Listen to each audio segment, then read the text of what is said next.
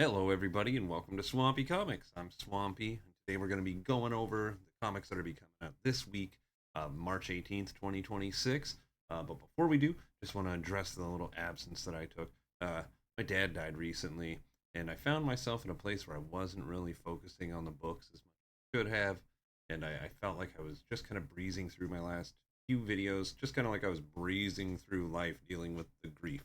Feeling much better now. Funeral gave some closure, so yeah, just wanted to address why I missed a few weeks there. Just needed to take a break for myself. But we're back, and I'm excited to talk about stuff. Real quick, I do want to address. I didn't get to talk about the end of DCKO. I thought it was a blast. We would have thrown that up on like A tier on the tier list.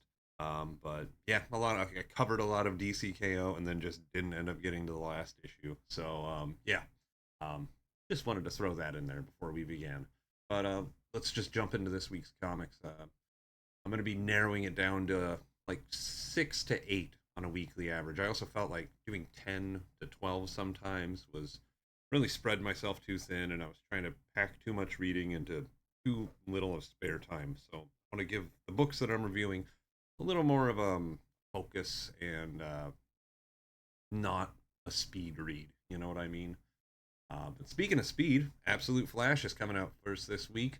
Um, this is written by Jeff Lemire with art on the interiors on this one by Haining, with colors by Adriano Lucas. And from what I've seen in the previews, I'm really excited to see what Haining, I think, does with this series.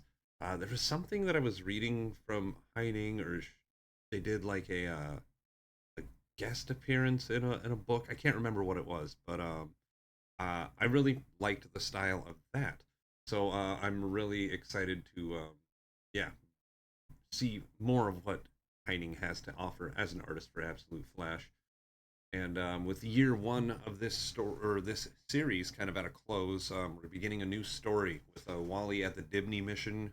He's separated from Grodd, which bums me out. The Rogues are off doing their own thing, and his dad is stuck in the Still Force with or the Still Zone with Eobard Thawne.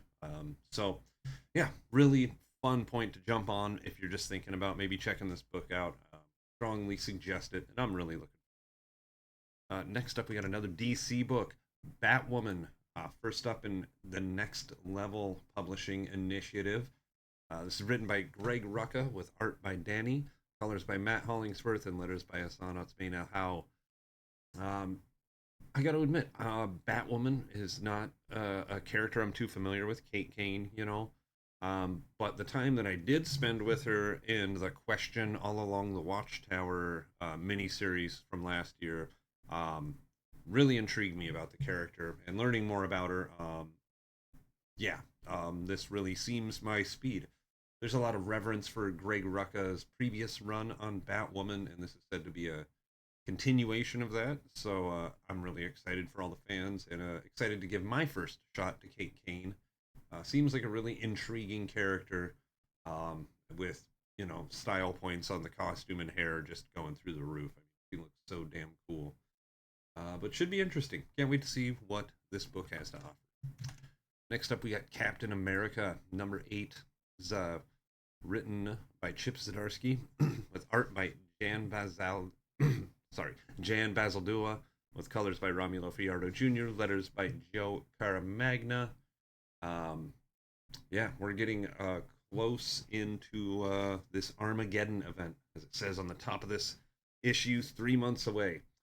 We're at part 3 of the Doom's Shadow story arc, the second story arc of this series.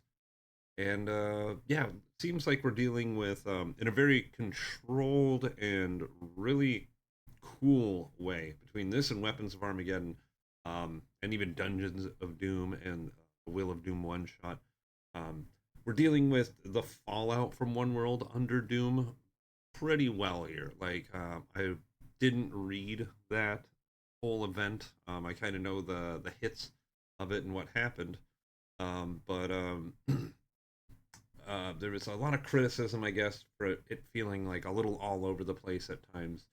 And with what's going on here, I don't know. It feels like Zdarsky is coming in to kind of rein in the Marvel machine a little more to like if you're gonna have this universe that's gonna have so much continuity by it, you can link things up a little more without having them one title totally dependent on another outside of events. And it could work really well, like DC's been doing with All In, and I'm sensing a lot of that coming from this. Hopefully, this Armageddon event or initiative or whatever you want to call it, that's going to bring us the new Avengers. Really puts in the work because man, if Marvel starts storytelling like DC has been doing with All In, whoo boy, they are going to take the lead in the market, no doubt. So yeah, this is really exciting. I'm always rooting for all the books that I buy to be successful, and with the way things are going right now, more competition is just going to make more things more successful. There's a lot to be excited about in the comic book world right now. With the next level initiative, what's going on with Armageddon here, and of course Vertigo coming back brings us to our next book, End of Life #2. The second issue of the second series, debuting in DC's new Vertigo line, or second new series, not counting Nice House on the Lake.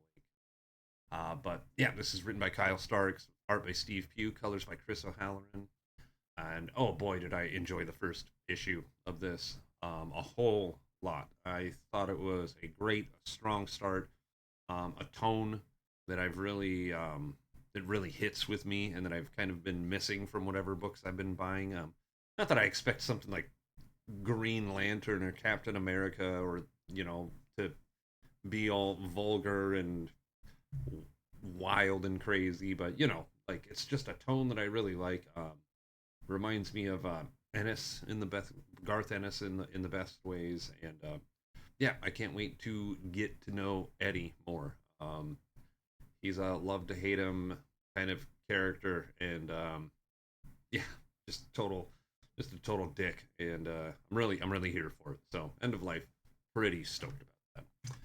Next up, we got GI Joe #20. It was written by Joshua Williamson with art by Andrea Milana on this one, and colors by Lee Loffridge. And here we go. The meeting of the leaders. Optimus Prime meeting up with Duke. Duke being untrusting of the Transformers since he saw his friend get killed by Starscream. I guess that happened in Transformers #1. I'm pretty sure that's what I understand because I haven't read the Transformers Energon run.